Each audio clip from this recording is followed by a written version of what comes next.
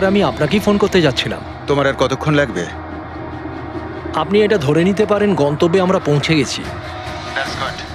বলছো লোকের কাছাকাছি দেখতে পাচ্ছ? হ্যাঁ দেখতে পাচ্ছি তো।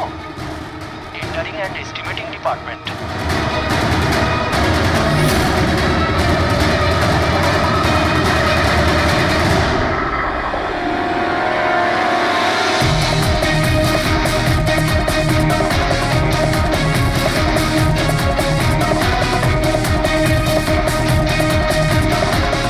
আর ওই লোকটার নাম খুব শিগগিরই আমি আপনাকে বলে দেবো।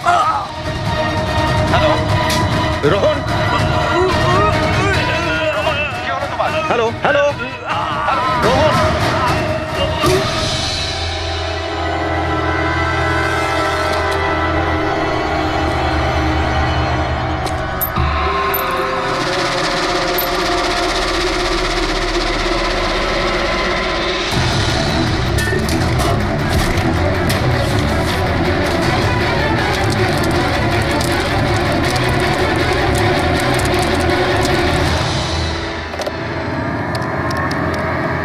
Hello, police station.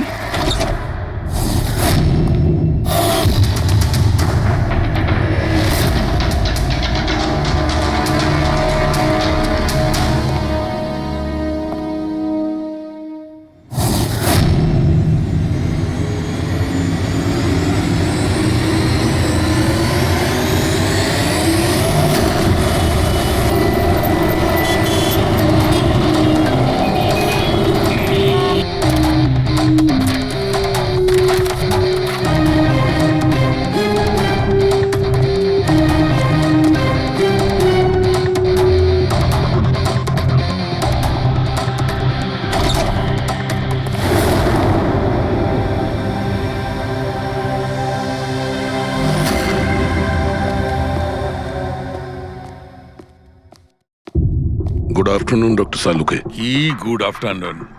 Please sorry, don't mind. আসলে যখনই কোনো নিরপরাধ লোকের খুন দেখি না, তখনই গুড আফটারনুন গুড মর্নিং এর উপর বিশ্বাসই চলে তাই তো ডক্টর। ডক্টর কোনো পোক্ত প্রমাণ পেলেন? আপাতত এই ল্যাপটপের চার্জারটা তার, এটা দিয়েই শ্বাসরোধ করা হয়েছে এর। আর এর মৃত্যুর সময় হচ্ছে সকাল 9টা থেকে 9:30টার মধ্যে। আর হ্যাঁ, লাশের পাশে এই মোবাইলটা পাওয়া গেছে। হয়তো এটা আমাদের কোনো সাহায্য করবে। আর ওই বাকি প্রমাণগুলো যার ব্যাপারে ইন্সপেক্টর সমীর বলছিলেন? স্যার স্যার রোহনের ডায়েরি এই দেখুন, পুরোটাই পুড়ে গেছে, ছাই হয়ে গেছে। তবে এই ডায়েরিটার সঙ্গে অনেক ডকুমেন্টসও ছিল, সেগুলোও পুড়ে গেছে। বুঝতেই পারছি না যে ওই ডকুমেন্টস এমন কি ছিল। নিশ্চয়ই এর মধ্যে এমন কিছু ছিল যার জন্য ওই খুনি প্রবলেমে পড়তো, তাই প্রমাণ জ্বালিয়ে দিয়েছে আর এই রোহনকেও মেরে দিয়েছে। স্যার, হ্যাঁ, এই হার্ড ডিস্কটা আমি এখানেই পেয়েছিলাম, ক্রাইম সিনে। আমি এটা একজন কম্পিউটার এক্সপার্টকে দেখিয়েছি। পুরোপুরি নষ্ট হয়ে গেছে, ডেটা রিকভার করা সম্ভবই নয়। খুনি প্রত্যেকটা প্রমাণকে খারাপ করে দিয়েছে। কোনো ব্যাপার না, কোথাও না কোথাও কিছু না কিছু প্রমাণ নিশ্চয়ই পাবো। পুরবি, স্যার। এই রোহনের ব্যাকগ্রাউন্ড চেক করেছো? হ্যাঁ স্যার, পুরো নাম রোহন কুমার। এ পুনেতে থাকে, এখানে মুম্বাইতে চাকরি করছিল, একাই থাকতো। আর এখানেই এই বাড়ি থেকেই কাজ করছিল। কি কাজ কি করতো? গোয়েন্দা ছিল। বড় বড় কোম্পানিতে যে লাখ লাখ টাকা জালিয়াতি হয় সেগুলোর তদন্ত করত। তাহলে তো অনেক শত্রুই আছে এই রোহনের। হ্যাঁ দয়া, আর ওই অনেকগুলো শত্রুর থেকে আসল খুনিটা কে সেটা হয়তো তোমাকে এইটা বলবে। কি এটা ডক্টর? এটা চুম্বক। চুম্বক? এর মধ্যে একজন দৌড়বীরের ছবিও আছে, কিন্তু এই চুম্বক রোহনের বডির মধ্যে কি করছিল? আমার মনে হচ্ছে হয়তো এটা খুনির হবে। ওর পকেটে ছিল, এদিক ওদিক করতে গিয়ে হয়তো এটা পড়ে গেছে। তাহলে তো এটা আঙুলের ছাপ থাকবে? না, একটাও নেই। একটাও নেই।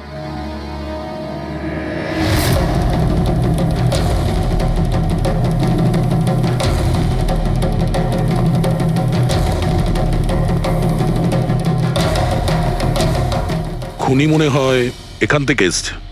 রবি, স্যার। এই রোহন এই মুহূর্তে কার জন্য কাজ করছিল? স্যার, ডিএনডি বিল্ডকম লিমিটেডের জন্য। BND Buildcom limited? এটা তো ইঞ্জিনিয়ারিং আর কনস্ট্রাকশনের 1 নম্বর কোম্পানি শহরের। হ্যাঁ স্যার, এই দেখুন, এই ভাঙা হার্ড ডিস্কটার উপরেও ওই কোম্পানিটারই স্টিকার লাগানো রয়েছে। আর মারা যাওয়ার ঠিক আগে এই রোহন এই কোম্পানির সিইও মিস্টার হিতেশের সাথে ভিডিও কলে ছিল। আর স্যার এই লোকাল পুলিশ স্টেশনেই হিতেশই কমপ্লেন করেছিল।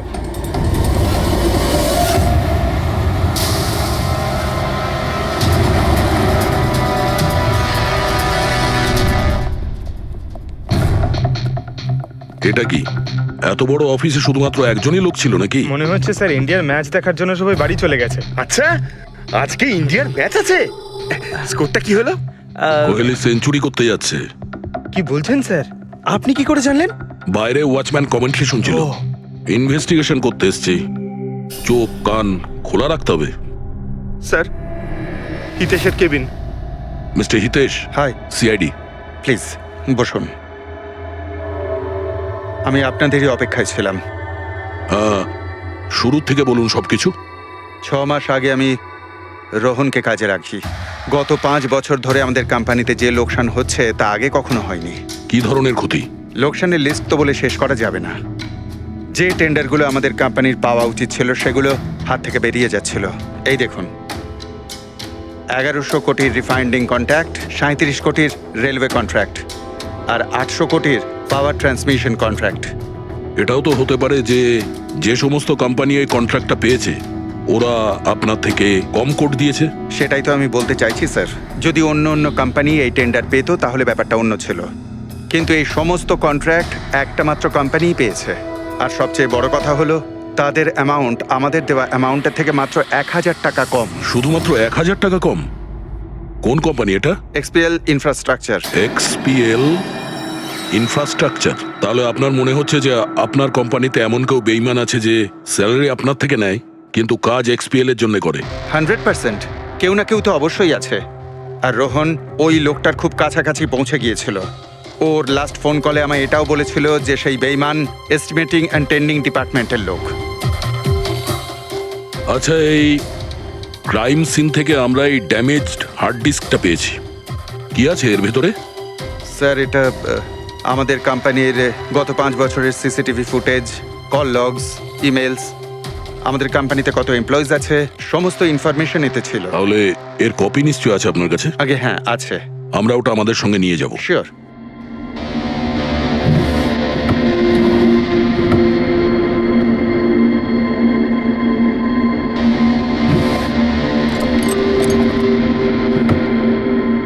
হয়তো হার্ড ডিস্কটা চুরি হয়ে গেছে। আমি এখানেই রেখেছিলাম হার্ড ডিস্কটা। কি? আপনার কেবিনের ভেতর থেকে কোনো জিনিস কি করে চুরি হয়? হয়তো আমার অনুপস্থিতিতে কেউ এসেছিল আর এখান থেকে। কিন্তু আপনার অফিসে সিসিটিভি ক্যামেরা লাগানো নেই কেন? কখনো দরকারই পড়েনি স্যার। প্রয়োজন বলে আসে না, এখন পড়লো তো প্রয়োজন। Sorry sir. আর হ্যাঁ মিস্টার হিতেশ, আপনার কোম্পানিতে যত এস্টিমেটিং আর টেন্ডারিং ডিপার্টমেন্ট আছে, যত লোক আছে, আমরা তাদের সঙ্গে কথা বলবো। স্যার, আজকে ওই ডিপার্টমেন্টের কোনো এমপ্লয়ি কাজে আসেনি। কেন? সবাইকে ছুটিতে গেছে? আসলে ওরা প্রত্যেকেই ম্যারাথন রেসে পার্টিসিপেট করতে গেছে, যেটা সকাল 7টা থেকে 11টার মধ্যে হবে। কি?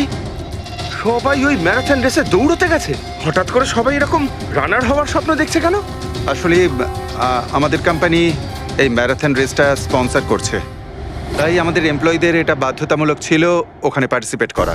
শুধু তারাই পারবে না যাদের হাঁটুতে বা অন্য কোনো সমস্যা আছে। তো আপনারও সমস্যা আছে হাঁটুতে? হ্যাঁ। আচ্ছা আচ্ছা, এই ডিপার্টমেন্টে কতজন কাজ করে? 10 জন। আর এই 10 জনই ম্যারাথন রেসে গেছে? হ্যাঁ স্যার, যদি কেউ না যেত আমি অবশ্যই জানতে পারতাম স্যার। স্যার, হুম, যদি পুরো ডিপার্টমেন্টের সবাই ম্যারাথনে দৌড়চ্ছিল যখন রোহনের খুন হয়েছিল, তাহলে খুনটা করলো কে? হতে পারে ওই কন্ট্রাক্ট কিলার। 1 মিনিট। মিস্টার হিতেশ, আপনার কাছে এই ম্যারাথন রেসের কোনো ব্রোশিয়া, কোনো লেটার আছে? ইয়েস স্যার, আমি আনছি। কি হলো স্যার? চুম্বকে ওই দৌড়ানোর লোকটা, ম্যারাথন রেস, এক্ষুনি জানতে পারবো। এই নিন sir. Thank you. You are welcome sir. Hmm. দেখেছো, এটাই হলো ওই চুম্বকের রহস্য। যেটা ক্রাইম সিনে পাওয়া গেছে সেটা ম্যারাথন রেসে। মানে স্যার, ও ম্যারাথন রেসে দৌড়চ্ছিল, রোহনকে খুন করার জন্য ও রেস ছেড়ে দিয়ে ওর বাড়ি চলে যায়। মনে তো হচ্ছে এইরকমই। স্যার, এই বিপ ম্যাগনেট জার্সির ওপর লাগানো হয়। সঞ্জু স্যারকে একটু বুঝিয়ে দাও। দেখুন স্যার, এই ম্যাগনেটটাকে এখানে এইভাবে লাগিয়ে দিতে হবে। সেম এরকমই আরেকটা নেওয়ার পরে জার্সির ভেতর থেকে আমরা নিয়ে নেব, আর এটাকে আমরা এইভাবে লাগিয়ে দেবো। সেম আরেকটা এইভাবে নিয়ে এটাকে নিয়ে আমরা এইভাবে লাগিয়ে দেবো, আর এটা এইভাবে লক হয়ে যায়। আগে আমরা সেফটি পিন ইউজ করতাম, কিন্তু দু একবার রানার্সের চোট লেগেছিল, তাই আমরা এই ম্যাগনেট টেকনিকটার ব্যবহার করছি। এই ম্যাগনেট আর রেসিং হুইপ আপনি সব প্রতিযোগীকেই দিয়েছিলেন? ইয়ে স্যার, সবাইকে জানিয়ে দেওয়া হয়েছিল, বলাও হয়েছিল রেস শেষ হয়ে যাওয়ার পরে সব ম্যাগনেটগুলোকে ফেরত দিয়ে দিতে। তাহলে কারা কারা এই ম্যাগনেট ফিরিয়ে দেয়নি? স্যার, অনেকেই দেয়নি, কেউ ফেলে দিয়েছিল, কেউ বা হারিয়ে ফেলেছিল, আর এক একজনের দায়িত্বও ছিল না যে জিনিসটাকে ফেরত দিতে হবে। একটা কথা তো শিওর, কেউ রেস মাঝপথে ছেড়ে দিয়েছিল, গিয়ে খুন করে আবার ফিরে এসেছে। কিন্তু স্যার, রেস তো অনেক লোকেই মাঝখানেই ছেড়ে দিয়েছিল, কিন্তু এটা কি করে জানা যাবে যে তাদের মধ্যে রোহনকে কে মেরেছে? ওই 10 জনের মধ্যেই কেউ হবে যারা ক্যান্টিন ডিপার্টমেন্ট আর এস্টিমেটিং ডিপার্টমেন্টে কাজ করছিল। কিন্তু স্যার, ওই 10 জনের মধ্যে রেস মাঝপথ থেকে ছেড়ে দিয়েছিল, এটা কিভাবে জানতে পারবো? জানা যেতে পারে স্যার। কি করে? স্যার, আমরা প্রত্যেকটা প্রতিযোগীর মাথায় গোপ্রো ক্যামেরা লাগিয়েছিলাম, আর সেটা থেকে জানা যেতে পারে কে মাঝপথে ছেড়ে দিয়েছিল। ওয়ান্ডারফুল।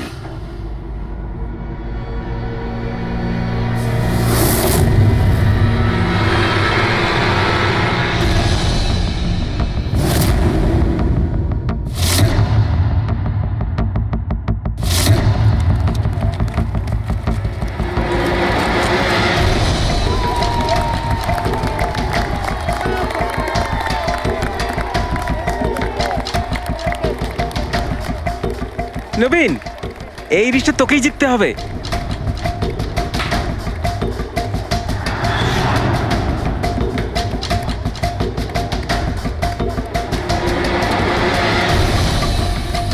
রান।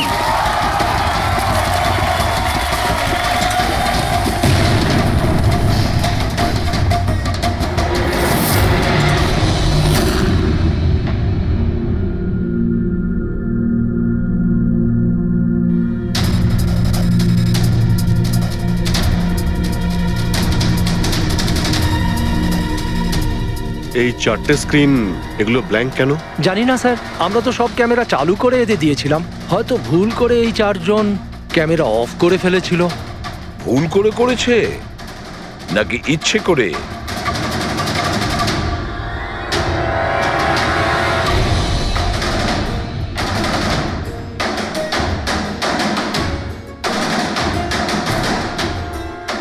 এদের মোটিভটা কি বুঝে উঠতে পারছি না। এরা কি করতে চাইছিল? কি কুনাল, একটা ক্যামেরা ভাঙা, একটা ক্যামেরায় মাটি লেগে আছে, এই 4টে ক্যামেরা ব্ল্যাঙ্ক, সেটা কেন? জানি না স্যার। ওইসব জানি নাটা নিয়ে বললে হবে না। এই সব কটা ক্যামেরা 10-এ 10 আমার চাই। স্যার, এই 3টে ক্যামেরা একদম ঠিক ছিল স্যার। এমপ্লয় 1, এমপ্লয় 2 আর এমপ্লয় 3। তার মানে এই 3টে ক্যামেরায় কোনো টেকনিক্যাল প্রবলেম ছিল না। কেউ ইচ্ছে করে ক্যামেরাগুলো বন্ধ করেছিল বা ভুল করেও করে থাকতে পারে, কিন্তু বলা যায় না। কিন্তু স্যার, এই 4টে ক্যামেরারই ফুটেজ একদম ঠিকঠাক স্যার। এমপ্লয়ি 4, 5, 6, 7। তাহলে এবার যাই প্রবলেম ক্যামেরাতে। সবার আগে প্রবলেম ক্যামেরা ছিল এই নবীনের, যার লেন্স ক্র্যাক হয়ে গেছিল। হতে পারে দৌড়তে দৌড়তে পড়ে গেছিল।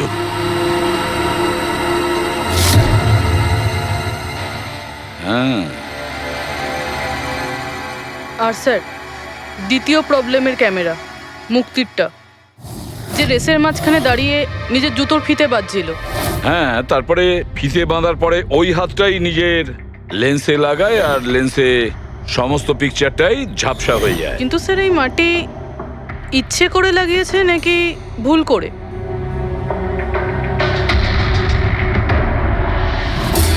আরে 10টা লোকের তো 10টা গোপ্রো ক্যামেরা থাকা উচিত, এখানে তো দেখছি 9টা।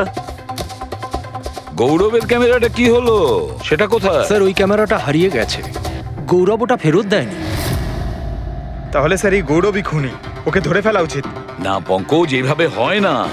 হতে পারে গৌরব ক্যামেরাটা ফেরত দিতে ভুলে গেছে। আমাদের এটা ভাবতে হবে যে খুনি এই সময়টাই কেন বেছে নিল ম্যারাথন রেসের টাইমে খুন করার জন্য। ও তো চাইলে যে কোনো সময় খুন করতে পারতো, যে কোনো জায়গায় পারতো।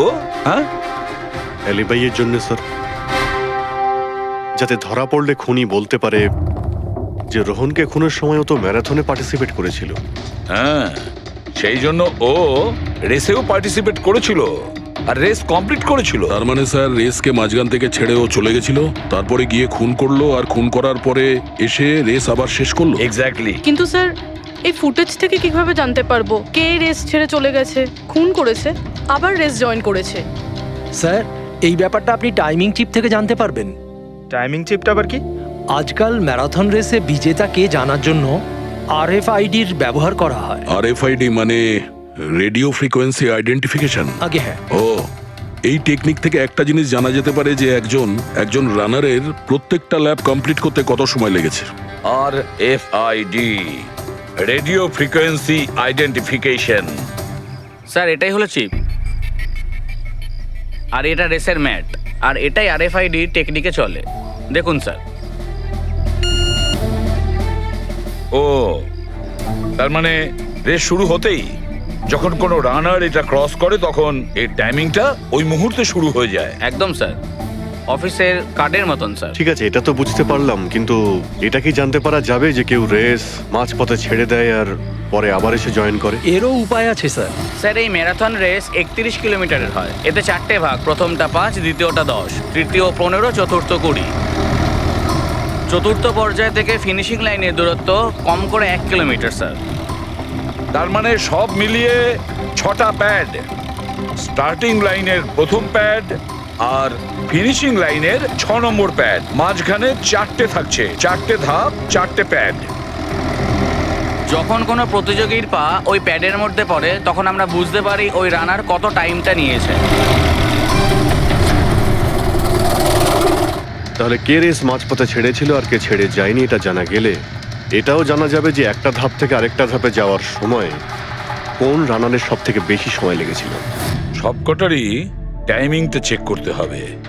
জানা তো যাবে সে কে যে মাঝপথে রেস ছেড়ে আবার জয়েন করেছে। পুরবি, স্যার স্যার আমাদের প্রথম কচ্ছপ হলো এই নবীন। এ রেসের প্রত্যেকটা ল্যাব 25 মিনিটে কমপ্লিট করেছে, কিন্তু শেষ ল্যাপের পরে ফিনিশিং লাইন পর্যন্ত পৌঁছানোর জন্য মানে 1 কিলোমিটার ক্রস করার জন্য ওর 50 মিনিট সময় লেগেছে। নবীন,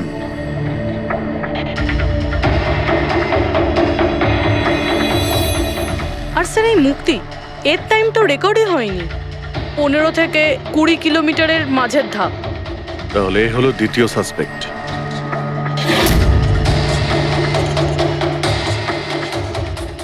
মুক্তি। আর এবার এই গৌরব, এ তো 15 কিলোমিটারের ধাপই বের হতে পারেনি।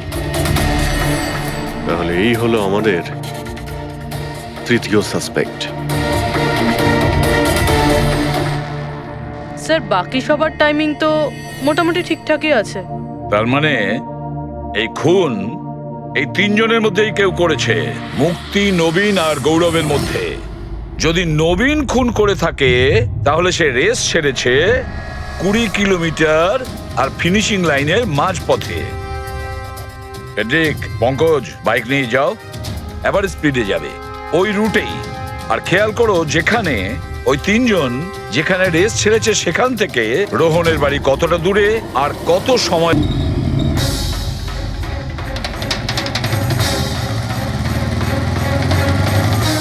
15 কিলোমিটারের মাঠ থেকে আসছি স্যার, এটা 10 কিলোমিটার। হ্যাঁ, মুক্তি বোধহয় এখানেই কোথাও দাঁড়িয়েছিল, 10 আর 15 কিলোমিটারের মার্কের মাঝখানে।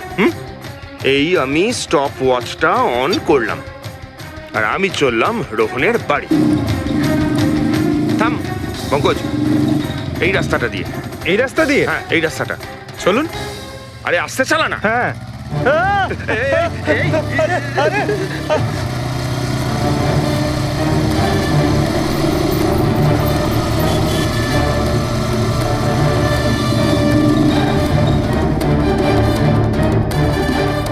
এই দেখুন রোহনের বাড়ি। মুক্তি নিশ্চয়ই রোহনের ঘরে পিছনের জানলা দিয়ে ঢুকেছিল।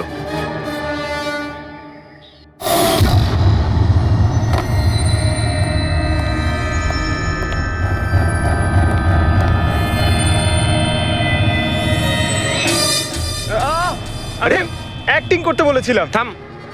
মুক্তি রোহনকে খুন করার পর হয়তো সমস্ত তথ্য প্রমাণ পুড়িয়ে আবার দৌড়ে ফিরে গিয়েছিল ম্যারাথন শেষ করতে।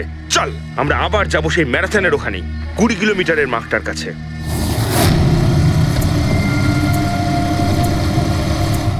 স্টপ ওয়াচে টাইম দেখে নিন স্যার। 26 মিনিট।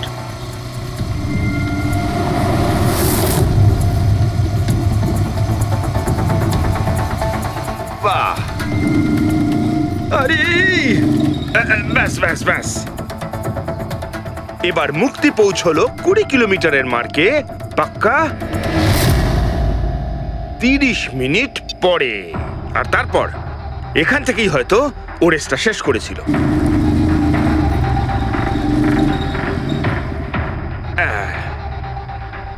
এবার শোন, গৌরব যদি খুন করে থাকে তাহলে ও রেসটা এখানেই ছেড়েছিল 10 আর 15 কিলোমিটার মার্কের মাঝামাঝি। এই আমি স্টপ ওয়াচ অন করলাম। এবার যাব আমরা রোহনের বাড়ি। চলো। চল।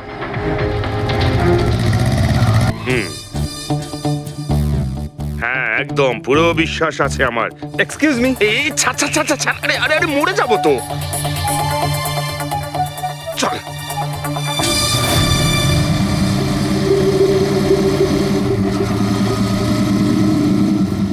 ব্যাস।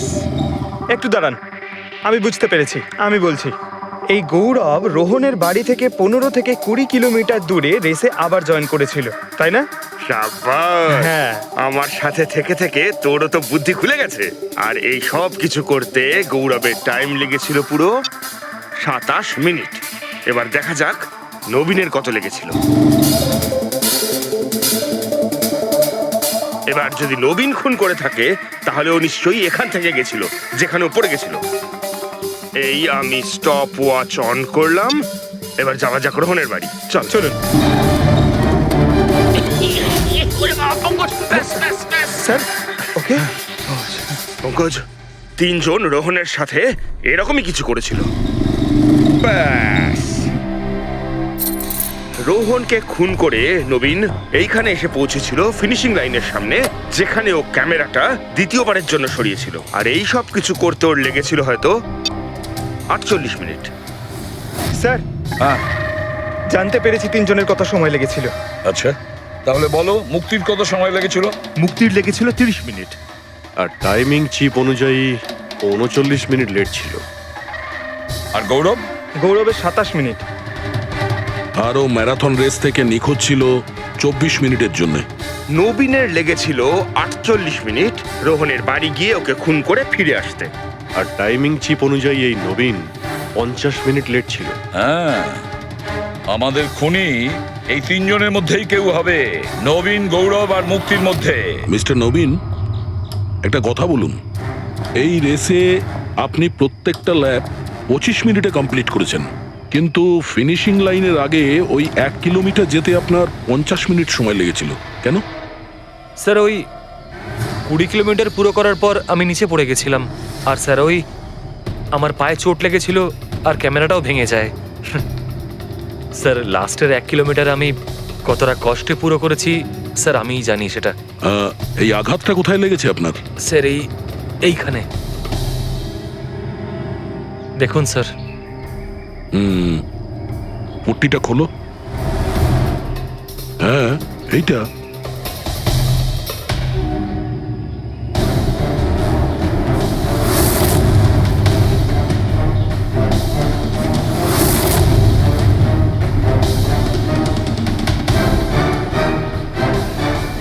স্যার, এবার আপনার বিশ্বাস হয়েছে যে আমি কোনো দোষ করিনি? নির্দোষ যদি হও এত ঘাবড়ে যাচ্ছ কেন? ঘাম হচ্ছে, অনেকটা নার্ভাস লাগছো তুমি, হ্যাঁ? মাটি কেন লাগিয়েছিলে ক্যামেরাতে? জানি না, ভুল করে লেগে গিয়েছিল। ভুল করে?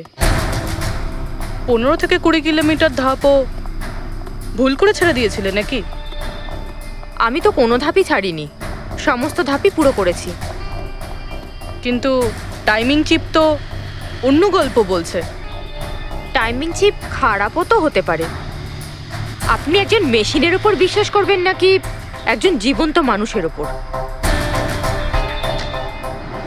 আচ্ছা, তোমার গোপ্রো ক্যামেরাটা কোথায় গেল? তুমি তো ওদের ওটা ফেরত দাওনি। ওটা তো হারিয়ে গেছে স্যার। হারিয়ে গেছে? কি করে হারিয়ে গেল ভাই? জানি না স্যার, ওই রেসের মাঝখানে হঠাৎ করে দেখলাম ক্যামেরাটা ছিলই না, জানি না কোথায় পড়ে গেছে। আচ্ছা, আর ওই 15 কিলোমিটারের ধাপটাও কি হারিয়ে গিয়েছিল? ওটাকে তো পার করনি তুমি। স্যার আমি পুরো রেস কমপ্লিট করেছি। মিথ্যে কথা বলবে না। রেসের মাঝে কোথায় গিয়েছিলে? কোথাও যায়নি স্যার, আমি তো পুরো রেস কমপ্লিট করেছি, কোথাও যায়নি স্যার। আচ্ছা, স্যার মনে হচ্ছে নবীনই, কারণ আমি যখন ওকে জিজ্ঞাসাবাদ করছিলাম তখন ওর মুখ একদম ফ্যাকাশে হয়ে গেছিল, হাত পা কাঁপছিল ওর। এই গৌরবও কম নয়। ও বলল জানি না কি করে ক্যামেরাটা হারিয়ে গেছে। আরে এত বড় একটা ক্যামেরা পড়ে গেলে সেটা কেউ জানতে পারবে না স্যার। বস, তোমার কথাটা ঠিকই, কিন্তু নবীনের একটু আঘাত লেগেছে না? হ্যাঁ স্যার, আঘাত তো ওর লেগেছে। স্যার আমার মনে হচ্ছে ও মিথ্যে কথা বলছে। স্যার আমার মনে হচ্ছে মুক্তি মিথ্যে বলছে। ও জেনে শুনেই ক্যামেরায় মাটি লাগিয়েছিল, কারণ নিশ্চয়ই এমন কিছু আছে যেটা ও আমাদের থেকে লুকোতে চাইছে। হ্যাঁ, এটাও হতে পারে, কারণ ক্যামেরায় যদি ভুল করে মাটি লেগে যেত তাহলে আরো সবার ক্যামেরাতে লাগতে পারতো ভুল করে। গোলমাল আছে, এই তিনজনের মধ্যে কোনো না কোনো গোলমাল তো নিশ্চয়ই আছে। খুনি এই তিনজনের মধ্যেই কেউ একজন। নবীন, আমাকে ওই জায়গাটা দেখাও যেখানে তুমি এক্স্যাক্টলি পড়েছিলে। কিভাবে পড়েছিলে? আসুন স্যার। কিন্তু স্যার আমার পায়ে খুব ব্যথা আছে, আপনি একটু সাহায্য হ্যাঁ, করবেন আমাকে? নিশ্চয়ই নিশ্চয়ই, এসো।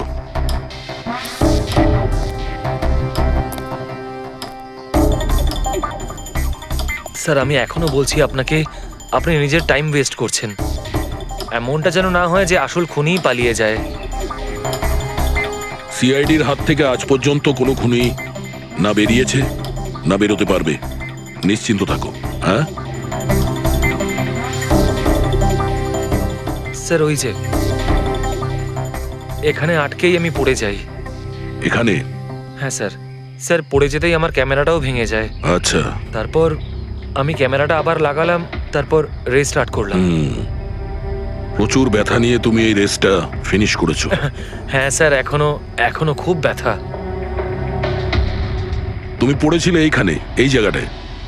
হ্যাঁ স্যার, খুব ক্লান্ত হয়ে গেছিলাম তো, তাই খেয়াল করিনি আর পা আটকে নিচে পড়ে যাই। আচ্ছা, রেস ফিনিশ করার আগে তুমি দ্বিতীয়বার ওই ক্যামেরাটাকে সরিয়ে দিয়েছিলে কেন? আচ্ছা, ওটা তো স্যার খুব গরম লাগছিল তো, তাই মুখটা ধোয়ার জন্য আমি ক্যামেরাটা খুলে ফেলেছিলাম। কিন্তু কিছুক্ষণ পরেই আমি আবার ক্যামেরাটা লাগিয়ে নিই। রেস তো আমি তারপরেই কমপ্লিট করেছিলাম। হ্যাঁ ঠিক আছে, চলো। স্যার কিছু তো বলুন, আমরা যাচ্ছি কোথায় আসলে? তোমার হারিয়ে যাওয়া ক্যামেরা খুঁজতে। স্যার কিন্তু এত বড় জায়গাতে আমরা খুঁজবো কি করে ওই ক্যামেরাটা?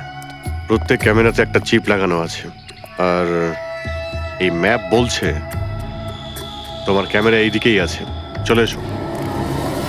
ম্যাম, আমি সত্যি কথাই বলছি। সত্যি তো এটাই, তুমি 10-15 কিলোমিটারের মাঝে রেস ছেড়ে দিয়েছিলে, আর তারপরে রোহনকে মেরে দিয়ে এখানে চলে এলে, এই 20 কিলোমিটারের মার্কে চলে এলে। কারণ তুমি তো জানতে এখান থেকে তোমাকে কোনো খেলোয়াড় দেখতে পাবে না। সব খেলোয়াড়রা তো তখন পিছনে। সব মিথ্যে। আপনি আমার কথা বিশ্বাস কেন করছেন না?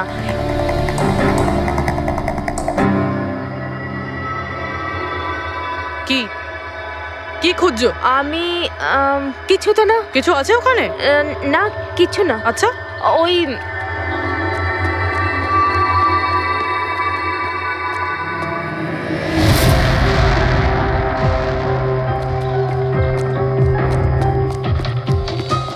ও তো তুমি সাইকেলে করে গিয়েছিলে রোহনকে খুন করতে? আমি সত্যিই জানি না যে এই সাইকেলটা কার। তাই এক্ষুনি সব জানা যাবে যখন তোমার আঙুলের ছাপ এই সাইকেলে পাওয়া যাবে। হ্যাঁ ম্যাম প্লিজ।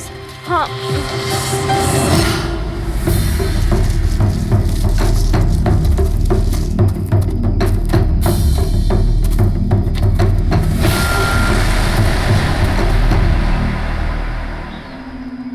এই হলো ক্যামেরা। এটাকে পুরো ভেঙে ফেলেছো? হ্যাঁ, আমি ভাঙিনি স্যার। দুটো ক্যামেরা।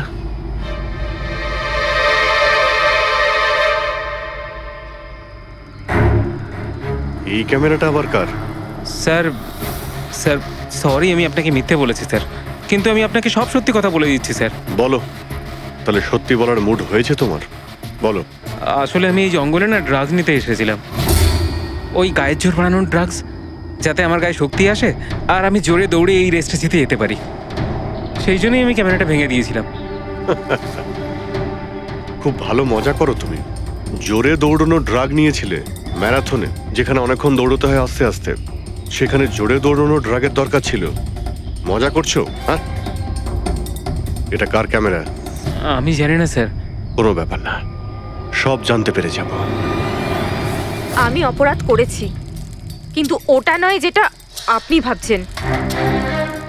আমি রোহনকে মারিনি।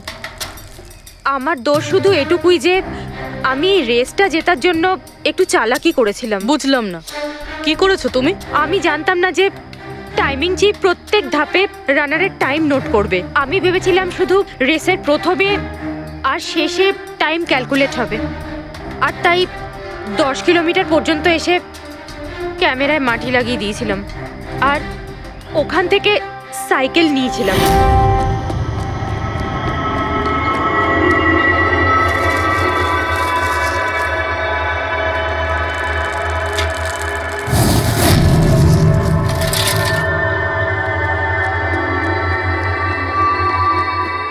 কিন্তু রেস শেষ হতেই সিআইডি ওখানে চলে এলো আর আমি ওখান থেকে সাইকেলটা সরানোর সুযোগই পাইনি। এত কিছু করেছো শুধু একটা রেস জেতার জন্য? আসলে অফিসে বেট ধরা হয়েছিল যে আমাদের ডিপার্টমেন্টে যে রেসটা জিতবে তাকে সবাই কন্ট্রিবিউট করে 5 লাখ টাকা দেবে। আমার টাকার খুব দরকার ছিল, তাই আমি। এটা দীপ্তির ক্যামেরা। এই দুটো ক্যামেরা তোমরা কেন ভেঙেছিলে? স্যার আসলে আমরা এই রেসে এসেছিলাম যাতে একে অপরের সাথে সময় কাটাতে পারি, কিন্তু তারপরে খেয়াল হলো যে আমাদের প্রেমের কথাবার্তা সব ওই গোপ্রোতে রেকর্ড হচ্ছে স্যার। কখন থেকে ফলো করছে। শোন না, তোকে খুব সুন্দর লাগছে। দাঁত ছাড়ো তো। কি হলো? গোপ্রোতে সব রেকর্ড হচ্ছে। ও গড, এখন কি করব? একটা কাজ করা যাক, চল আমার সঙ্গে। হ্যাঁ,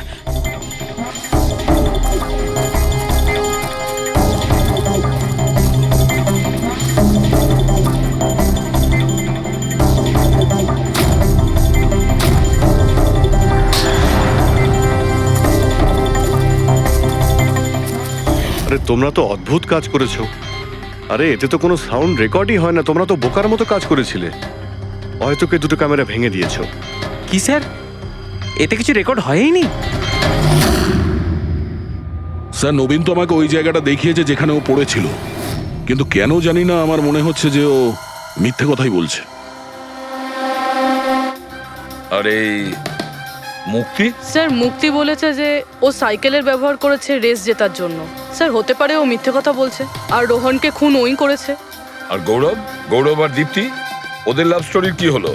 কতটা সত্যি? হ্যাঁ, ওরা সত্যি কথাই বলছে। ফোন রেকর্ডে দেখাচ্ছে দীপ্তি আর গৌরব প্রতিদিন 3-4 ঘন্টা করে নিজেদের মধ্যে কথা বলতো। স্যার একটা কাজ করি, আমরা আবার ম্যারাথন রেসের ফিনিশিং ভিডিওটা দেখি।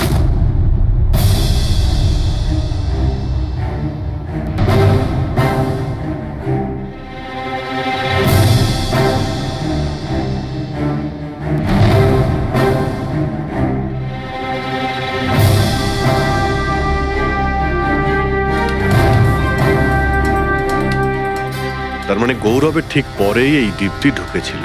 দুজনে একসঙ্গেই ছিল। মনে হচ্ছে স্যার দুজনেই এই কাণ্ড করেছে। এক মিনিট অভিজিৎ, দয়া, এই ফুটেজটা দেখো। এই যে এই হলো সেই খুনি।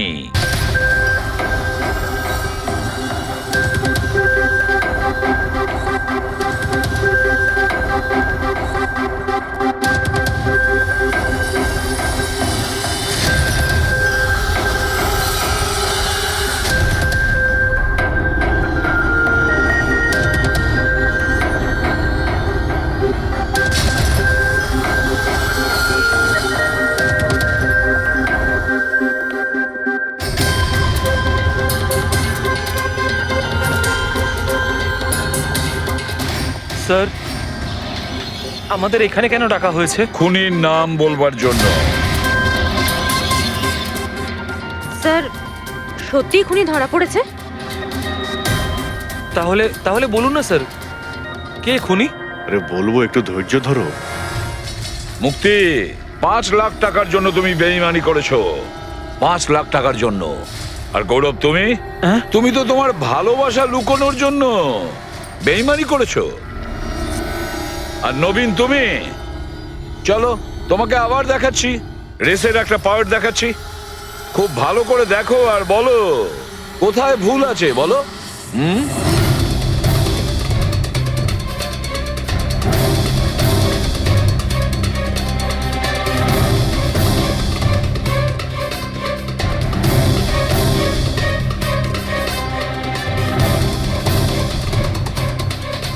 কিছুই তো নেই স্যার, সবই তো ঠিকই আছে। কোনো প্রবলেম নেই।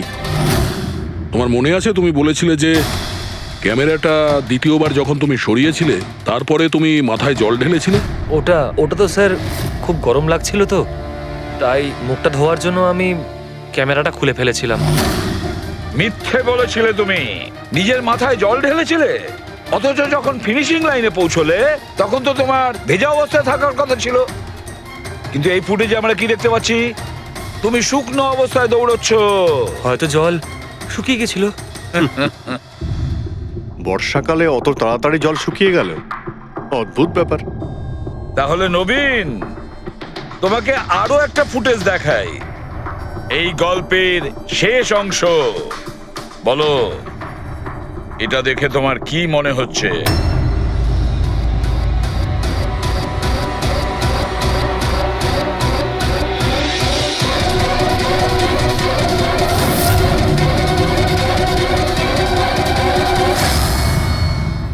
কি নবীন, এই ফুটেজে তোমার মুখটা কেমন চেঞ্জ লাগছে না? হ্যাঁ, অন্যরকম তো দেখাবেই, কারণ এই মুখটা নবীনের নয়, ওর ভাই প্রবীণের।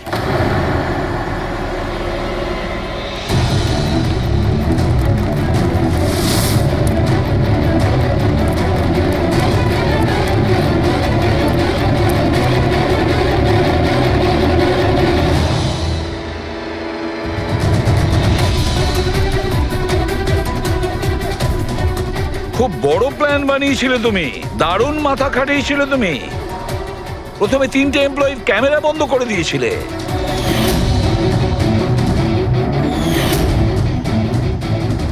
আর তারপরে নিজের গোপ্রো ক্যামেরা নিচে ফেলে দিয়েছিলে যাতে লেন্সটা ভেঙে যায়। আর তারপর নবীন নিজের ক্যামেরাটাকে খুলে পরিয়ে দিল নিজের ভাইকে, মানে প্রবীণকে।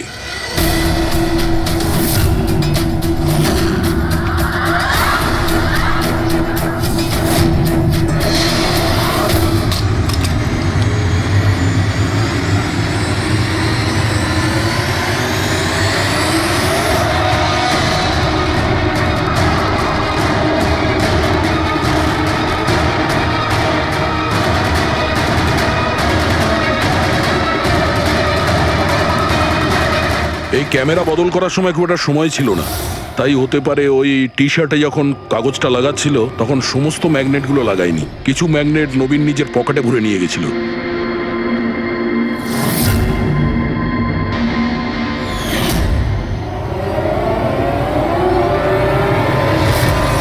নবীন রেস ছেড়ে বেরিয়ে যায় রেইনকোট পরে, আর পৌঁছে যায় রোহনকে খুন করার জন্য। কিন্তু ও কি করে জানবে যে রোহনকে মারার সময় ম্যারাথন রেসের ওই ম্যাগনেটই ওকে ফাঁসিয়ে দেবে?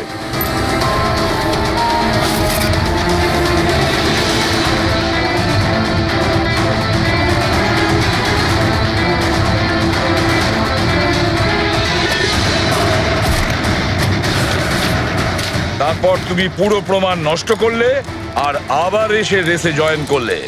ইচ্ছে করে নিজের পায়ে তুমি চোট লাগালে যাতে আমরা বিশ্বাস করি যে আঘাতটা সত্যি। আর তারপরে তুমি রেসটা ফিনিশ করো। তাহলে বলো। হ্যাঁ স্যার, আমি খুন করেছি রোহনকে। একদম পারফেক্ট প্ল্যান ছিল, কিন্তু আমি কি করে জানবো যে আপনারা আমার থেকেও অনেক বুদ্ধিমান? প্রত্যেক অপরাধী এই ভুলটাই করে, কারণ তার মনে হয় যে সে আইনের চোখে ফাঁকি দিয়ে দেবে।